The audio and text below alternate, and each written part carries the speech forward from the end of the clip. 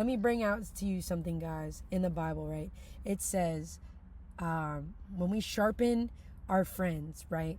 What happens when we sharpen our friends is you have to fill them, like you have to convict them, you have to call them out.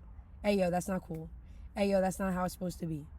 I know, like, everyone's like, oh, like, it needs to be in a light way, a joking way. No. Because at the end of the day, let me tell you something. It's not a joking way if you're not going to or get into heaven.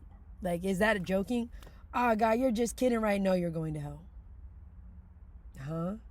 Exactly, because when we lackadaisically think about that, and we don't feel the need to call out our friends in love. So, like, the first thing is, like, you need to do it in love. If you all do not have that connection where you know that you love each other underneath everything else, then you know that it's coming from a place of condemnation. Because if they don't love you, then they don't care to see you grow. Because 1 Corinthians 13, 4-7, it says, love does not rejoice at wrongdoing. If they're rejoicing because they're excited to point out what you did wrong.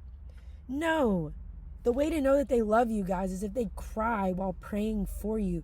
If they're going to the closet to battle for you, and only weeks of battling for you, then do they come to you. Because I think that, like, if you don't check your heart first, you're going to start turning into a Pharisee that's pointing out every single thing. But Jesus also warns us about stop looking at the speck in your brother's eye while you are ignoring the log in your own eye.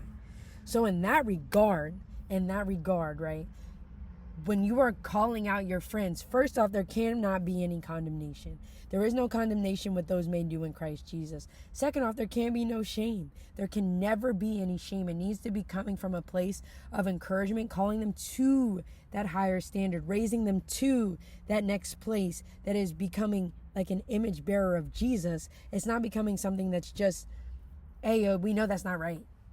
It's not right. Why? Because we know that your heart is to become more like Jesus.